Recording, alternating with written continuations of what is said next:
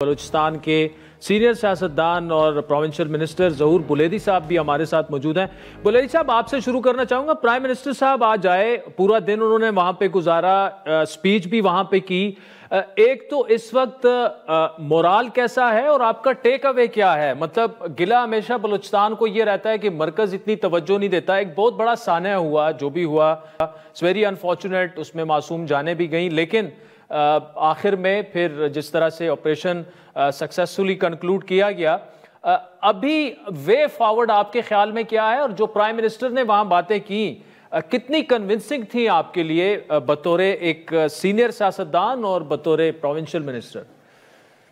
देखिए, जो ये दहशतगर्दी हुई है, ये तो इंतहाई जो है वो सफाकाना और इसकी मिसाल नहीं मिलती। जहाँ तक प्राइम साहब की जो आज विजिट का हाल है, तो ये है कि प्राइम साहब ने रिजॉल्व दिखाया है कि प्रोविंशियल गवर्नमेंट की हर तरह से मदद की जाएगी जी, और दहशतगर्दी का कलाकमा किया जाएगा, और गवर्नमेंट और लॉ एनफोर्समेंट एजेंसीज अपनी पूरी ताकत से दहशतगर्दों का मुकाबला करेंगे और अर्ज़ पाक से उनको नेस्त नाबूद करेंगे।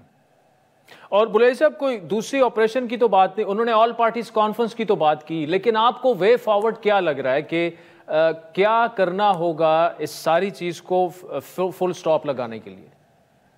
देखें, वे फॉरवर्ड इसका ये हो सकता है कि तमाम पॉलिटिकल पार्टीज मिल बैठे। बलूचिस्तान एक अहम सूबा है और आधा पाकिस्तान है, और आज जो ये जल रहा है, ये जो है ये प्रॉब्लम में है, तो इस पर जो है एक डिलिब्रेशन करें और नेशनल इलेक्शन कोई प्लान बनाएं, और ना सिर्फ उसमें ये देखें कि इसमें इस दहशतगर्दी से कैसे जान छुड़ाई जाए, बल्कि ये भी देखा जाए कि यहाँ पे जो रिजर्वमेंट पाई जाती है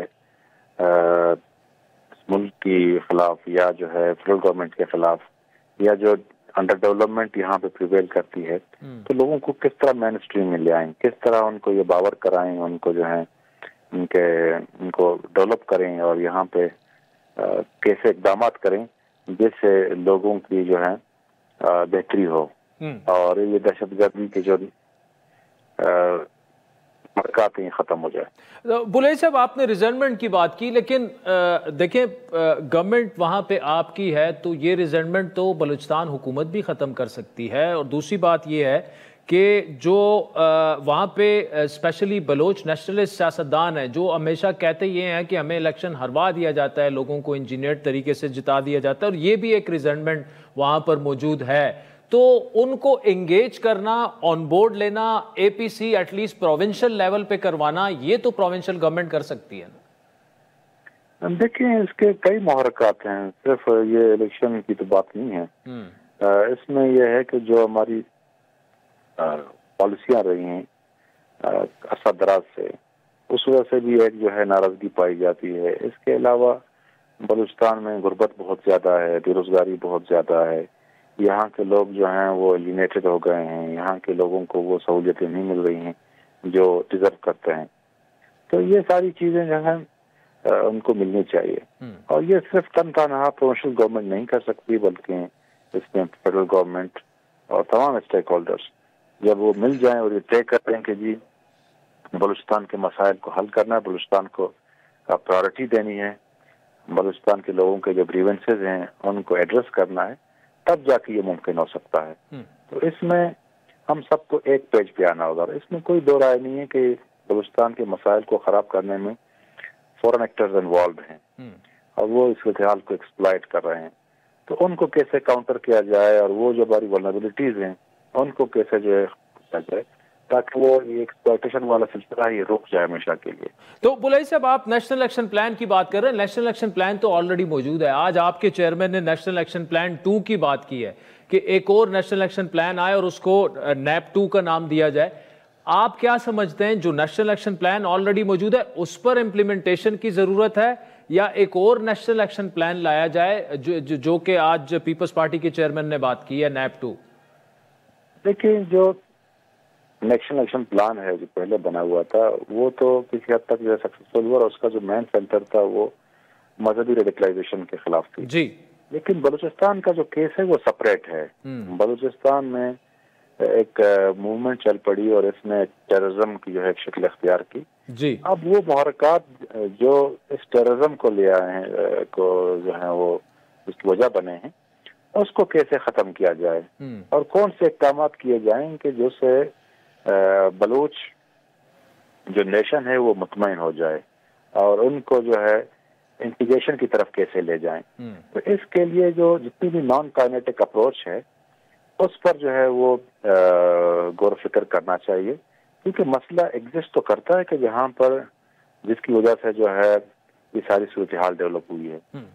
جہاں تک ٹیررزم کی بات ہے جہاں تک جو ہے وہ کاؤنٹر ٹیررزم کی بات ہے تو اس کو لا انفورسمنٹ ایجنسیز جو ہیں وہ اس کو نمٹ لیں گے.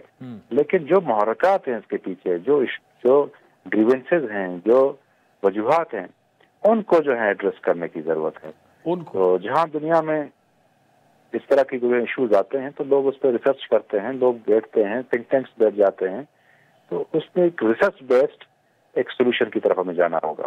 ٹھیک, چلیں زہیر بلیدی صاحب بہت شکریہ. ظاہری صاحب, پرائم منسٹر صاحب ایک تو بتائیں کیا ان کی ایکٹیویٹیز رہیں اور کیا واپس وہ آ گئے یا آج رات کوئٹہ میں ہی ٹھہریں گے, اور جو انہوں نے اسپیچ کی وائڈلی کیا پبلک سینٹیمنٹ کیا ہے, جرنلسٹک سینٹیمنٹ کیا ہے؟ جی بالکل شاذب, اگر ہم بات کرتے ہیں پرائم منسٹر کے آج کا جو ایک روزہ دورہ تھا, ایک روزہ دورہ مکمل کر کے اب سے کچھ دیر قبل ہی ان کی واپسی ہوئی. تاہم ایک روزہ دورے کے دوران ان کے صرف اور صرف 3 یہاں پہ پروگرامز منعقد کیے گئے. سب سے پہلے وہ کور ہیڈ کوارٹر گئے جہاں پہ نہ صرف آرمی چیف سے انہوں نے وہاں پہ نہ ملک بلکہ انہیں سیکورٹی کام کی جانب سے بریفنگ دی گئی اور تمام تر صورتحال جو آپریشن آج مشکاف آپریشن جاری رہے اور ان کی تمام تر صورتحال سے انہیں آگاہ کیا گیا. جبکہ اس کے ساتھ ساتھ جو زخمی گزشتہ شب کوئٹہ منتقل کیے گئے تھے مچ سے, جن میں جو 13 زخمی تو انہیں سی ایم ایچ منتقل کیا گیا جبکہ 16 زخمیوں کو ٹراما سینٹر کوئٹہ لایا گیا اور ان زخمیوں کی عیادت بھی کی انہوں نے. اس کے بعد ہی انہوں نے وزیر اعلیٰ سیکریٹریٹ میں امن و امان سے متعلق اجلاس سے خطاب کیا اور اجلاس سے خطاب کے دوران انہوں نے ان تمام تر پہلوؤں پر انہوں نے نظر ڈالی. تاہم اس موقع پر جو یہاں پہ سیاسی قائدین سیاسی رہنماؤں کا یہ بھی موقف ہے کہ ان کا جو اسپیچ تھا مکمل وہ سب سے زیادہ تر ان کا جو پی ٹی آئی گورنمنٹ سابق گورنمنٹ پر تنقیدی تھا کیونکہ انہوں نے نہ صرف خیبر پختونخوا حکومت کو تنقید کا نشانہ بنایا جبکہ انہوں نے ٹی ٹی پی کا دور بھی یاد کیا کہ سابق ادوار میں ٹی ٹی پی سے جو تعلق جوڑا گیا جس کی وجہ سے ملک میں دہشت گردی کی لہر جاگ اٹھی ہے. اور اس کے ساتھ ساتھ انہوں نے بلوچستان کی جو موجودہ صورتحال ہے اس پہ نظر ڈالتے ہوئے انہوں نے صرف 300 طلبہ کو جو تربیت کے لیے انہوں نے کہا کہ جو زرعی تربیتی ورکشاپس ہے یا ان کو مختلف یونیورسٹیز میں داخلہ دیا جائے گا. اس کے ساتھ ساتھ لیپ ٹاپ اسکیم کا انہوں نے ذکر کیا. تو اس موقع پر جو سیاسی قائدین سینئر تجزیہ کاروں کا یہ کہنا ہے کہ بلوچستان ایک طرف دہشت گردی کی لہر میں اور انہیں جو اقدامات کا ذکر کر رہے وزیر اعظم تو یہ تو بلوچستان گورنمنٹ کے بھی ہاتھ میں لیپ ٹاپ اسکیم. اس سے قبل بھی گورنمنٹ بلوچستان حکومت کی جانب سے تقسیم کیے گئے لیپ ٹاپس. اس کے ساتھ ساتھ اگر بات کریں تو موجودہ حکومت کی جانب سے بھی ملک کے نہ صرف ملک کے بلکہ بیرونی ملک کے یونیورسٹیز میں بلوچستان کو مختلف تعلیمی اداروں میں داخلے دلوائے جا رہے ہیں. یہ کوئی اتنی بڑی بات نہیں ہے جو وزیر اعظم کی جانب سے کی گئی, کوئی عملی اقدامات کرنے کی ضرورت ہے. ظاہری صاحب مجھے بتائے گا جو ظہور بلیدی صاحب کہہ رہے تھے and he is very integral part of جو گورنمنٹ ہے بگٹی صاحب کی, بڑے پاورفل وہ منسٹر ہیں, وہ یہ کہہ رہے ہیں کہ جو ریزنٹمنٹ ہے وہ اس کو ایڈریس کرنا چاہیے, اس کی وجوہات, اس کے محرکات. لیکن جب ہم بات کرتے ہیں تو وہ کہتے ہیں یار یہی لوگ تو تیسری ٹرم ہو گئی ہے, کبھی ایک پارٹی سے منسٹر کبھی دوسری پارٹی سے. تو بلوچستان میں گورنمنٹ ہے, فنڈز ہیں, اربوں روپے کے وہاں پہ لگ جاتے ہیں, پھر کیوں یہ بات بار بار کی جاتی ہے؟ ریزرمنٹ تو آبویسلی اگر محرومیت ہے تو وہ تو ختم ہو جانی چاہیے اور یہ تو صوبائی گورنمنٹ کا کام ہے.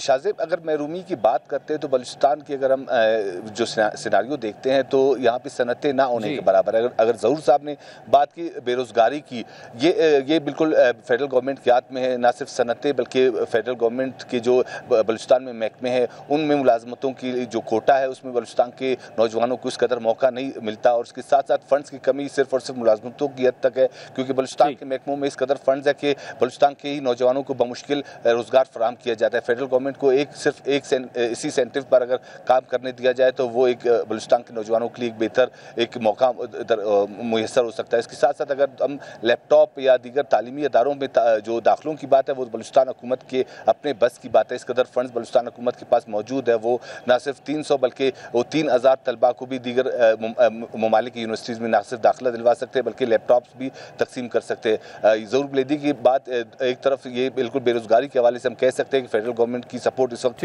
بلوچستان حکومت کو ہونا چاہیے، دیگر مواقع پر بلوچستان حکومت خود اس قدر قابل ہے کہ وہ ان مسائل سے بلوچستان کے نوجوانوں کو نکال سکے۔